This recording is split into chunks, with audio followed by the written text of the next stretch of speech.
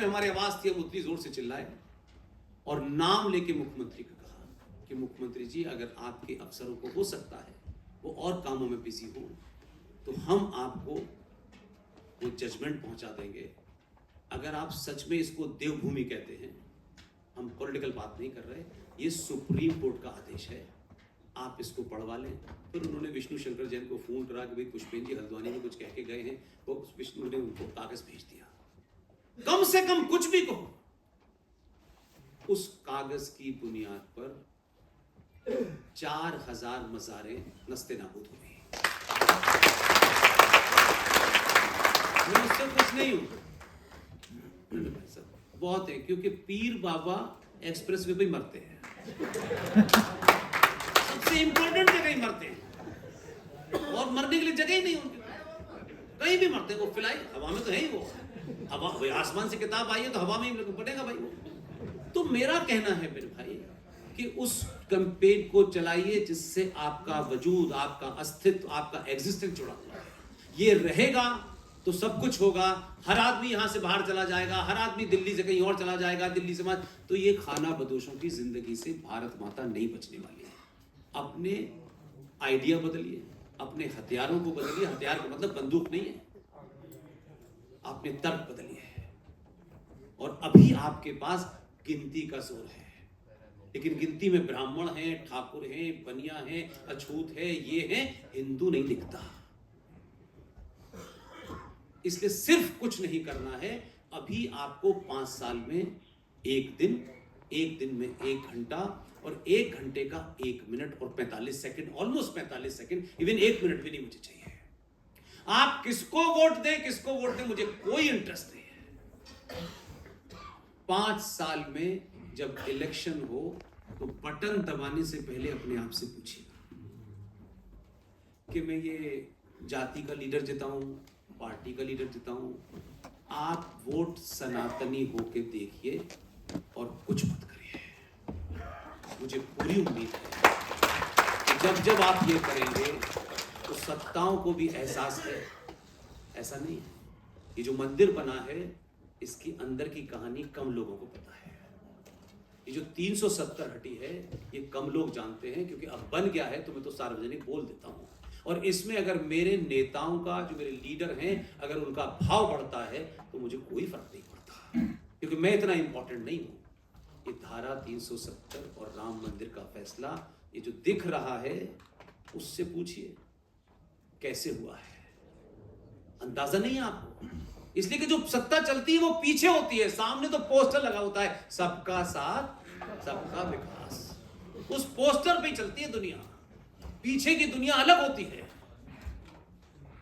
एक दिन दिल्ली में अनाउंसमेंट हुआ, आप सब दिल्ली के लोग हैं, रिकॉल करिएगा डेट।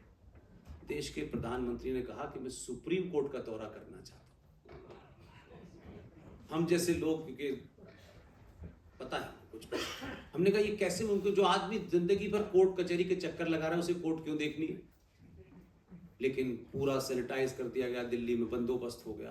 प्रधानमंत्री सुप्रीम कोर्ट घूमना चाहते हैं। जब सुप्रीम कोर्ट प्रधानमंत्री घूमेगा तो कौन दिखाएगा उनको?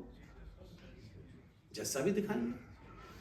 तो जज साहब दिखा रहे थे, तो जज साहब इधर जा रहे थे, इधर जा रहे थे, उसको भी ऐसा लग रहा था बेचारा क्या देखना चाहता है। एक छोटे कद के थे जज साहब, इधर घुमाया इधर घुमाया, फिर उसने आखिर में जज साहब ने कहा यहाँ ये होता है, वो भी उनको भी समझ में नहीं आया कि होने वाला क्या है। फिर उसने एक पर्ची से डेट, फाइल नंबर और दामाद का नाम बताया कि ये तो काफी गहरे संगीन अपराधों में फंसे हुए हैं, और फिर पर्ची रख ली और दौरा समाप्त हो गया। निकल के आए, बोले मैं 40 दिन में फैसला दूंगा। तब भी लोगों की समझ में नहीं आया 40 दिन में, फिर उन्होंने फैसला दे दिया। जो लोग इस सरकार के खिलाफ प्रेस कॉन्फ्रेंस करके जस्टिस, समाज से जस्टिस मांग रहे थे, उन्हीं में से एक साहब ने फैसला दे दिया। और जब फैसला दे दिया, दे करके जब तक वो घर पहुंचते एक लिफाफा चला गया और कहा कि भारत सरकार आपके कामों के प्रति, आपकी श्रद्धा के प्रति इतना सम्मान प्रकट करती है कि जो प्रधान राष्ट्रपति के कोटे से राज्यसभा में जाते हैं, ये 6 साल के लिए जाइए। अब 6 साल तक वो बोल नहीं सकते, उसके बाद वो बोलने लायक रहेंगे नहीं रहेंगे किसी को पता नहीं। तो ये सत्ताओं के चलाने का तरीका होता है। ये सत्ता ऐसे नहीं चलती है कि बस वो किताब पढ़ ली, कॉमा, फुल स्टॉप। 370 है अंदाजा आपको 370 हटने का? भारत के संसदीय इतिहास की यह पहली घटना है। और इसमें बार बार आपसे कह रहा हूं, 19 के बाद यह एहसास हुआ होगा जो सत्ता पे बैठे हैं कि 282 से 303 इन्होंने स्वच्छ अभियान के लिए नहीं दिया है। ये स्वच्छ अभियान चाहते हैं किसी और का। ये भरोसा जगता है ना कि आप चाहते क्या है भाई। एक आदमी ने इंतजाम करा और 370 में जो 2 सदन हैं, जिसमें से एक सदन ऐसा था जिसमें इस सरकार का बहुमत नहीं था। लेकिन मैंने कहा ना कि आप लड़की के लिए वर नहीं चुन रहे हैं। इस जितनी भी संक्रमण व्यवस्था है, जितने भी इसमें खतरे हैं, उन खतरों से लड़ने वाला आदमी चुनिए है। कमाल देखिए, जिस सदन में इस सरकार का बहुमत नहीं, उसी में 370 आया। और हमारे मैं रिएक्शन को बता रहा हूं, हमारे हिंदू लोगों ने, ओह यार देखो अब ये क्या करेंगे, देखो अब ये बेवकूफ बनाएंगे, कहेंगे राज्यसभा में हमारा बहुमत नहीं है और बिल गिर जाएगा और फिर कहेंगे हमें 400। ये आम हिंदू, मैंने कहा तसल्ली तो रखो, थोड़ी देर तो दो, दूसरे को चांस तो दो यार, गोल मारेगा टाइम तो लगाएगा ना वो। मैं ये रिएक्शन था लोगों का। थोड़ी देर के बाद पता चला कि वो जो आलू से सोना बनाने वाले लोग थे, उन्होंने पीछे मुड़ के देखा तो उनके सारे वर्कर गायब थे और बिल रखा, बिल पास हो गया। अब लोकसभा में तो सबको मालूम था कि 303 है। 2 दिन तक किसी को समझ नहीं आया हुआ क्या है। 3 महीने पहले भारत की संसदीय परंपराओं की जो परपाटी है, उस परपाटी के तहत बहुत से ऐसे लोग जीत के आते हैं जो पार्लियामेंट में भी पहली बार जाते हैं, जिन्होंने बड़े पंखे शैलेंद्र भी पहली बार देखे हैं। उन सब का एक नियम है, उस सरकार का कंट्रोल होता है और सरकार उसमें सबको सम्मिलित करती है।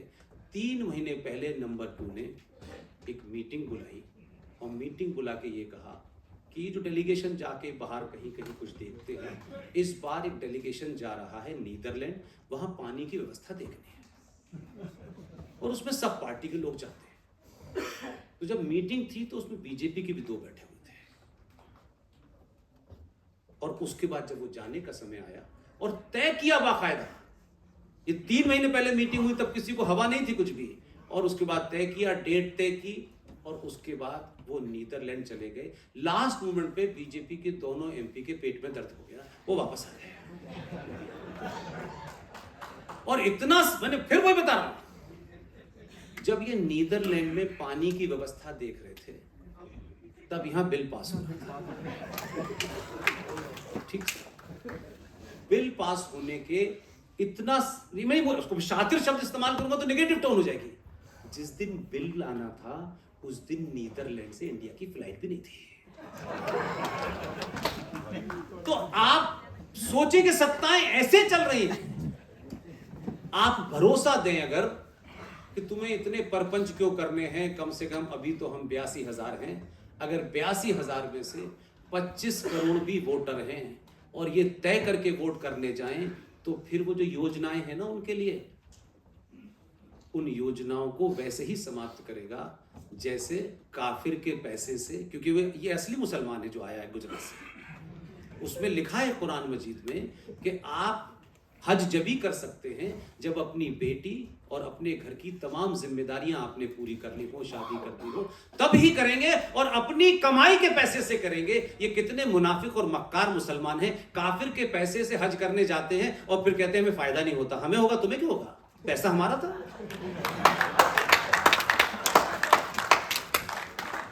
इसने फिर कहा कि नहीं, अल्लाह मियां ने फरमाया है अपने पैसे से करना, हज सब्सिडी सब।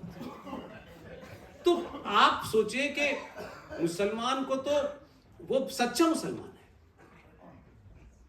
लेकिन एक ही जगह बेईमान है। कहता है कि हमें अल्लाह पे बहुत यकीन है और हम अल्लाह की हर बात पत्थर की लकीर है, जो कुछ है अल्लाह ही है। हमने भी कहा कि भाई हो सकता है, लेकिन एक बात मेरी समझ में नहीं आती है, अगर अल्लाह पे तुम्हें यकीन है और अल्लाह पे कोई सवाल ही नहीं उठाया जा सकता, तो अल्लाह को नीचे भेजते वक्त नहीं पता था कि नाक कहां लगानी है, कान कहां लगाना है? ये जो नीचे आके तुमने काट छांट की वहीं से करके नहीं भेज सकता था?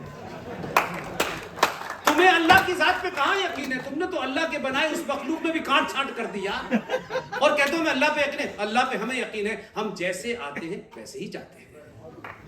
किसको अल्लाह पे ज्यादा? सच बोलिए, कुरान मजीद को बिना पढ़े मत बोलिए। 5 वक्त अजान, अभी कोई 292 की बात कर रहा था, आपने की थी शायद। अजान तो हमने बहुत दी है, पास भी होना था और घर से लगी मस्जिद भी थी। अजान में 5 बात क्या कहा जाता है? ला इलाहा इल्लल्लाह मुहम्मद रसूलुल्लाह। इसका अर्थ क्या है? अल्लाह के सिवा कोई दूसरा इबादत के लायक नहीं है। यही है। अगर अल्लाह के सिवा कोई दूसरा इबादत के लायक नहीं है तो ये हेट स्पीच होगी कि नहीं होगी? क्योंकि यहां जैन भी रहते हैं, बौद्ध भी रहते हैं, हिंदू भी रहते हैं, पारसी भी रहते हैं। तुम सबको चुनौती क्यों दे रहे हो? डरा क्यों रहे हो? 5 बार तुम ये चिल्लाते हो कि अल्लाह के अलावा किसी की पूजा नहीं हो। तुम इस्लामिक स्टेट में कह सकते हो, लेकिन यहां तो सेकुलर लोग हैं, यहां तो पुष्पेन भी रहता है। आप किसको धमका रहे हैं? लेकिन जज साहब को जेंडर जस्टिस सबरीमला में दिख रहा था कि जेंडर जस्टिस नहीं हुआ। लेकिन हमारे यहां जो बौद्धिक लोग हैं, या तो वो कावर्ड हैं या उनका पॉलिटिकल एजेंडा है, कभी नहीं बताते ये बात। इस बात को खोजने में मुझे लंबा समय लगा कि शबरीमला के जो 5-6 मंदिर हैं